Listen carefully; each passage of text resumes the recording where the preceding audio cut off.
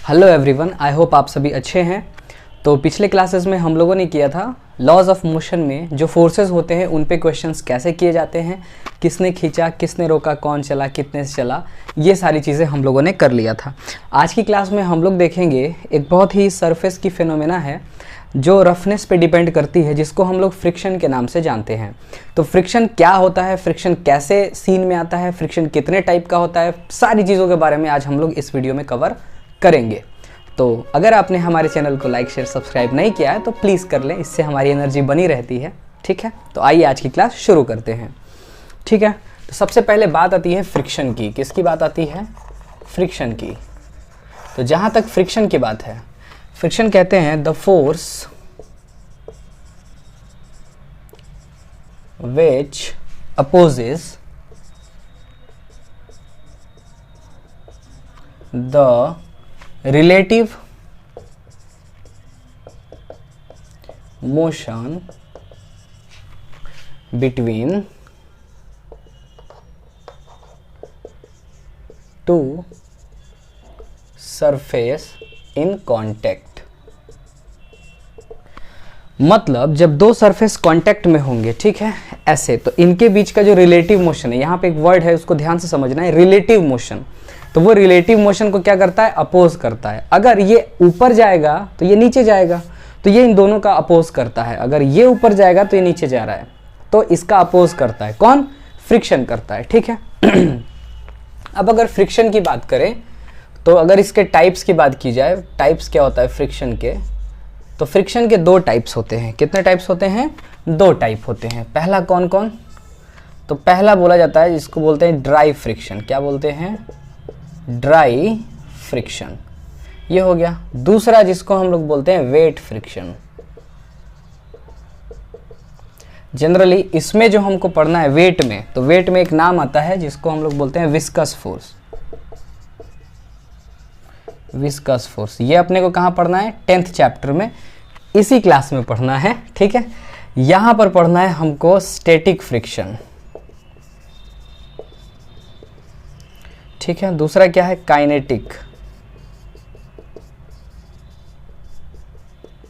तो अब हम लोग बात करेंगे स्टैटिक और काइनेटिक के बारे में। ये जो ड्राई फ्रिक्शन है इसके दो टाइप हुए, कौन कौन? स्टैटिक और काइनेटिक। ठीक है, बीच में एक और आता है जिसको बोलते हैं मैक्सिमम फ्रिक्शन। क्या बोलते हैं? मैक्सिमम लिमिटिंग फ्रिक्शन भी इसको बोला जाता है, लिमिटिंग फ्रिक्शन। पर यहाँ पर ये जो मैक्सिमम है ये यहीं से डिराइव होता है, इसलिए हम इसको काउंट नहीं किए हैं। पर कुछ जगह आपको ऐसा लिखा हुआ मिल जाएगा, तो उससे घबराने की बात बिल्कुल भी नहीं है। ओके, तो अब यहाँ पे हमको देखना है कि स्टैटिक और काइनेटिक क्या है। ठीक है, तो समझना है स्टैटिक मतलब क्या होता है। स्टैटिक फ्रिक्शन कब लगेगा? व्हेन ऑब्जेक्ट और बॉडी इज इन रेस्ट। ये जब बॉडी रेस्ट में रहेगी उस वक्त जो फ्रिक्शन काम करता है उस बॉडी पर, उसको हम लोग बोलते हैं स्टैटिक फ्रिक्शन। ओके, और बात आती है काइनेटिक की।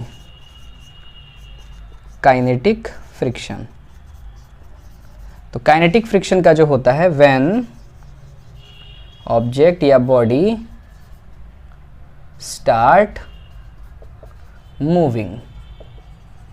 अगर हमारी बॉडी मूव करने लगी तो हम कौन सा फ्रिक्शन बोलेंगे? काइनेटिक बोलेंगे। ठीक है, अब थोड़ा सा यहाँ समझना होगा कि काइनेटिक और स्टैटिक क्या है। दो एग्जाम्पल हम यहाँ पर ले रहे हैं जिससे आपको समझ में आ जाएगा। ठीक है, मान लीजिए ये कोई बॉडी, इस पर हमने फोर्स लगाया, ठीक, और इस बॉडी में एक्सेलरेशन नहीं आया, तो इस वक्त जब ये आगे चलने की कोशिश कर रहा होगा तो फ्रिक्शन किस तरफ लगेगा? इस तरफ। तो ये जो फ्रिक्शन लगा है ये फ्रिक्शन कौन सा होगा? तो ये होगा स्टैटिक। ओके, बहुत बढ़िया। और मान लीजिए अगर हमने यहाँ पर एक ऑब्जेक्ट लिया, उस ऑब्जेक्ट पे हमने फोर्स लगाया और इस बॉडी में एक्सेलरेशन आ गया ए। ओके, तो जिधर मोशन हो रहा है उसके अपोजिट, तो इधर फ्रिक्शन लगेगा। अब इस केस में जो फ्रिक्शन लगेगा, क्योंकि बॉडी में एक्सेलरेशन आ गया है और बॉडी भागना स्टार्ट कर दिया है। बॉडी ने भागना मतलब बॉडी दौड़ने लगी है। जब वो दौड़ने लगेगी, एक्सेलरेट करने लगेगी, तो उस वक्त जो फ्रिक्शन होगा उसको बोलते हैं काइनेटिक फ्रिक्शन। ठीक है, तो ये हमारे दोनों मेन तरीके हैं फ्रिक्शंस के जिनसे फ्रिक्शन लगता है। अब यहाँ तक तो हमने ये समझ लिया फ्रिक्शन क्या होता है, फ्रिक्शन के टाइप्स क्या होते हैं। अब हम समझेंगे एक एक फ्रिक्शन को कि फ्रिक्शन किन किन चीज़ों पे डिपेंड करता है। ठीक है, तो यहाँ तक आप नोट कर लीजिए, अभी मैं इसको रफ करके आगे बढ़ूँगा। ओके चलिए, आई होप आपको यहाँ तक सारे पिक्चर्स क्लियर होंगे, जो भी हम लोगों ने यहाँ पे बात की हैं वो सारी चीज़ें आपको क्लियर होंगी। तो अब हमारा जो मुद्दा है, यहाँ पर हम पढ़ने वाले हैं ड्राई फ्रिक्शन के बारे में, जो कि स्टैटिक और काइनेटिक होगा।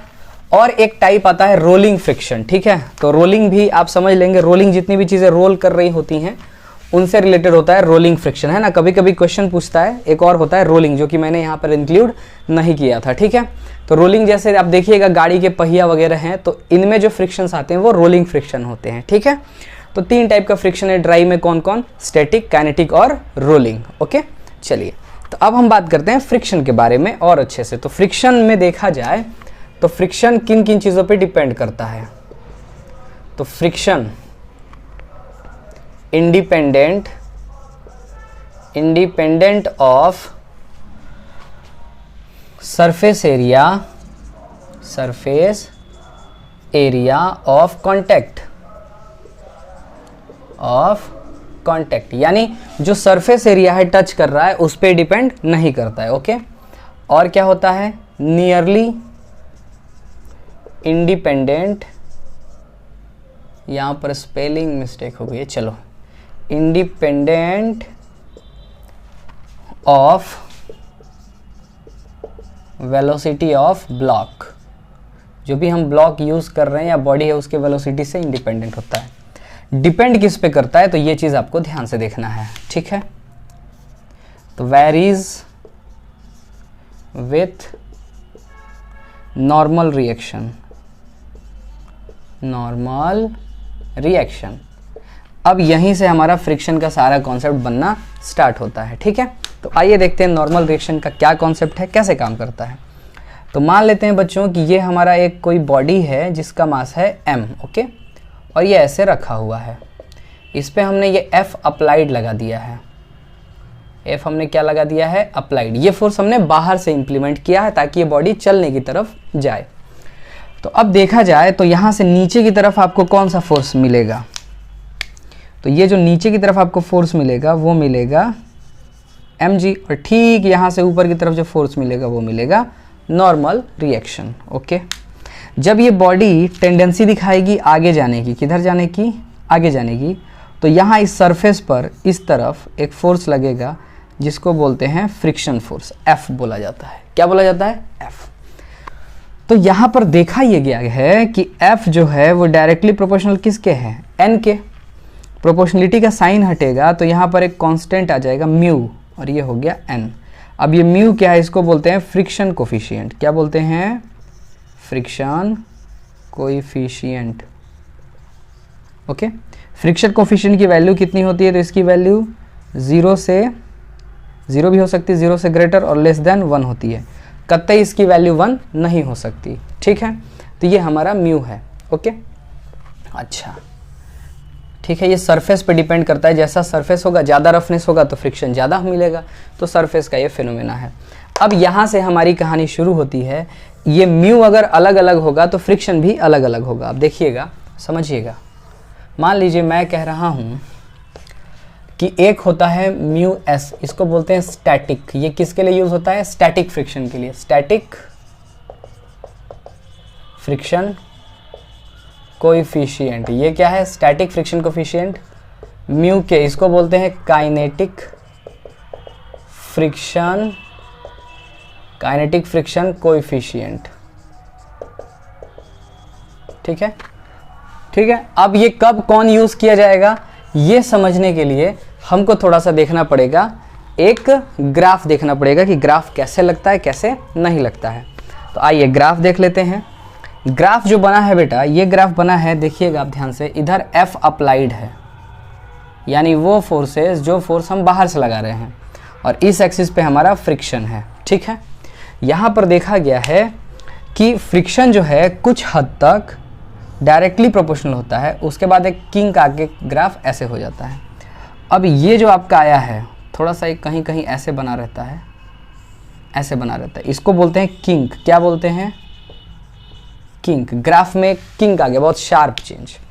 तो यहाँ पर आपको समझना है, यहाँ पर जो फ्रिक्शन लग रहा होता है इसको बोलते हैं एफ मैक्स, यही कहलाता है मैक्सिमम लिमिटिंग फ्रिक्शन, ठीक है। और देखो इस रीजन में जो फ्रिक्शन लगता है वो कौन सा लगता है, स्टैटिक। यहाँ के बाद कौन सा लगता है, काइनेटिक, काइनेटिक। और यहाँ पर जो लगता है इसको क्या बोलते हैं, तो ये वाला जो लगता है इसको बोलते हैं एफ मैक्स। अब इन चीज़ों को हमको समझना है कि ये कैसे होता है, कैसे हम इनको समझें। यहाँ तक तो सर समझ में आया कि फ्रिक्शन ये होता है, ऐसे होता है। सर एक चीज़ आपने यहाँ नहीं बताई, म्यू का यूनिट क्या होगा, तो म्यू कैसा होगा, यूनिटलेस एंड डायमेंशनलेस। क्या आप में से कोई बता सकता है क्यों ऐसा होगा, क्योंकि फोर्स बाई फोर्स का जो आएगा टर्म वो क्या होगा, डायमेंशनलेस ही आएगा, ठीक है, इसलिए यूनिटलेस और ये डायमेंशनलेस होता है। तो आई होप यहाँ तक आप लोगों को सारी चीज़ें क्लियर हैं, बहुत ही क्लैरिटी के साथ मैंने सारी चीज़ें बताई हैं। यहाँ तक आप एक बार नोट कर लीजिए, उसके बाद हम इसके आगे बात करते हैं, इन सारी चीज़ों को समझते हैं कि ग्राफ कैसे क्या कहता है इनको, ठीक है। चलिए तो ग्राफ को अब समझा जाए, एक रियल लाइफ का एग्जाम्पल लेते हैं और उसके बाद हम इसके बारे में बात करेंगे कि कैसे ये सारी चीज़ें काम करती हैं, ठीक है। एक टेबल फॉर्मूला या टेबल नुमा चीज़ बना के हम समझेंगे कि कैसे ये सारी चीज़ें यहाँ पर काम कर रही हैं, मोशन का क्या सिचुएशन है, सभी चीज़ को समझा जाएगा। तो आइए समझते हैं। तो सबसे पहले हम क्या कर लेते हैं कि यहाँ पर एक ब्लॉक बना लेते हैं जिससे हमको समझ में आए। मान लीजिए ये हमारा ब्लॉक। एक चीज़ और जो आपको नोट करना चाहिए, बहुत इंपॉर्टेंट है ये, इसको आप ज़रूर से ज़रूर नोट कर लें। फ्रिक्शनल फोर्स जो होता है, फ्रिक्शनल फोर्स बहुत इंपॉर्टेंट पॉइंट है। फोर्स इज़ एडजस्टेबल फोर्स, इस पे बहुत क्वेश्चन आते हैं, एडजस्टेबल फोर्स। ये पंच लाइन है हमारे पूरे फ्रिक्शन की, बहुत ज़बरदस्त लाइन है, इससे बहुत क्वेश्चन आए हैं, अक्सर आते हैं। तो आप इस चीज़ को समझ लीजिएगा, ओके, इसको ध्यान में रखिएगा, बहुत इंपॉर्टेंट पॉइंट है ये फ्रिक्शन के रिगार्डिंग। तो ये हमारा ब्लॉक हो गया, ओके। इसका मास कितना है, तो मान लेते हैं इसका मास है 10 kg। कितना kg, 10 kg। और इस पर हमने फोर्स लगाया 100 न्यूटन का। कितने न्यूटन का, 100 न्यूटन का, जो इसको चलाना चाहता है। या यूँ समझ लो इस पर हमने एफ फोर्स लगा रखा है, इसकी वैल्यू चेंज करते रहेंगे। यहाँ पर दो म्यू दिया है, एक दिया हुआ है म्यू एस 0.5, ओके, और एक दिया हुआ है म्यू के, ये दिया है 0.4। एक चीज़ और आप यहाँ से देखेंगे, ये जो ग्राफ है, ये ग्राफ बताता है कि जो स्टैटिक फ्रिक्शन है वो ग्रेटर या इक्वल होगा किसके, काइनेटिक फ्रिक्शन के। यहाँ से हम ये भी लिख सकते हैं कि म्यू एस ग्रेटर या इक्वल होगा किसके, म्यू के। ये भी बहुत इंपॉर्टेंट टर्मिनोलॉजी है, इसको भी आप नोट कर लेंगे, ओके। अब आइए इसको समझा जाए। तो इस ब्लॉक को अगर आप देखें ध्यान से, तो नीचे की तरफ यहाँ पे लग रहा है 100 न्यूटन, जी की वैल्यू हमने 10 ले रखी है। ऊपर की तरफ लगेगा नॉर्मल, तो नॉर्मल कितने के बराबर आ जाएगा, 100 न्यूटन के बराबर, क्योंकि ऊपर के डायरेक्शन में कोई भी एक्सेलरेशन नहीं हो रहा है। फ्रिक्शन ऑफर होगा तो फ्रिक्शन ऑफर इस तरफ होगा एफ से, ठीक है। अब टेबल बना लेते हैं, इधर सीरियल नंबर है हमारा, ठीक है। फिर इधर हमारा है एफ अप्लाइड, जो हमने अप्लाई किया है उसकी सिचुएशन क्या है। फिर उसके बाद टाइप ऑफ फ्रिक्शन, उससे पहले मैक्सिमम फ्रिक्शन हमको लिखना पड़ेगा, एफ मैक्स। एफ मैक्स कितना है, फिर उसके बाद यहाँ पे फ्रिक्शन लग कितना रहा है, ठीक। फिर उसके बाद motion, type of motion, motion होगा नहीं होगा इन सब के बारे में हम समझेंगे, टाइप ऑफ मोशन। तो आइए इन सभी चीज़ों को समझा जाए एक करके। सबसे पहले तो एफ मैक्स कैसे निकाला जाए, ये फॉर्मूला हमारा होता है एफ मैक्स का। कभी भी आप देखेंगे इसी को लिमिटिंग फ्रिक्शन भी बोलते हैं, ये होता है म्यू एन, जो कि अभी हम लोगों ने पढ़ा है। तो जब हम म्यू एन निकालेंगे बेटा, तो ध्यान रहे यहाँ पर जो हम यूज़ करते हैं ये हमेशा स्टैटिक यूज़ करेंगे। क्या यूज़ करेंगे, स्टैटिक, ध्यान रहे, बहुत इंपॉर्टेंट बात है ये। तो स्टैटिक कितना है, 0.5 इंटू 100, कितना आ जाएगा, 50 न्यूटन। यानी कि ये मैक्सिमम कितना फोर्स अप्लाई कर सकता है, तो ये अप्लाई कर सकता है कितना बेटा, 50 न्यूटन का फोर्स ये अप्लाई कर सकता है। अगर आप इससे कम फोर्स लगाएंगे तो वो भी उतना ही फोर्स लगाएगा, क्योंकि यहाँ से देखो जैसे जैसे आप फोर्स बढ़ाओगे वैसे वैसे फ्रिक्शन बढ़ता है। एक टाइम के बाद फ्रिक्शन का बढ़ना खत्म हो जाता है, और वो कौन सा रीजन होता है, मैक्सिमम होता है, ठीक है। तो अब आइए समझते हैं। मान लीजिए पहला अटेम्प्ट हमने लगाया 10 न्यूटन, कितना न्यूटन, 10 न्यूटन का। तो एफ मैक्स कितना है 50 न्यूटन। तो फ्रिक्शन कौन सा लगेगा, स्टैटिक कितना लगेगा, आपने 10 अप्लाई किया है तो ये भी अपने आप को एडजस्ट करेगा कितने पर 10। जैसा कि हम लोग बात कर रहे थे, यहाँ ग्राफ की बात हो गई थी। अब देखिए इस पे हमने अप्लाई किया है, अप्लाइड फोर्स कितना अप्लाई किया है 10 न्यूटन, ठीक है।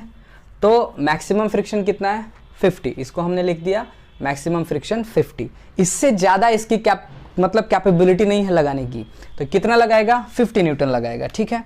तो 50 इसने लगाया।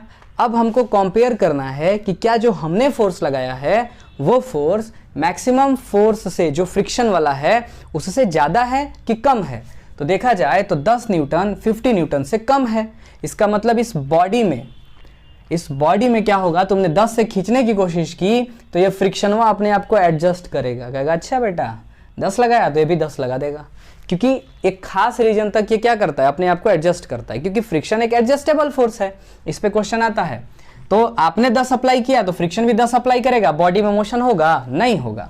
फिर देखिए हमने थोड़ा सा मैग्नीट्यूड बढ़ाया फोर्स का, अभी हमने कर दिया 40 और हमने काइनेटिक भी निकाल लिया। इधर काइनेटिक निकालने के लिए काइनेटिक वाले का कोफिशिएंट यूज करेंगे, मैक्सिमम निकालने के लिए स्टैटिक निकालने के लिए स्टैटिक वाला फ्रिक्शन कोफिशिएंट यूज करेंगे।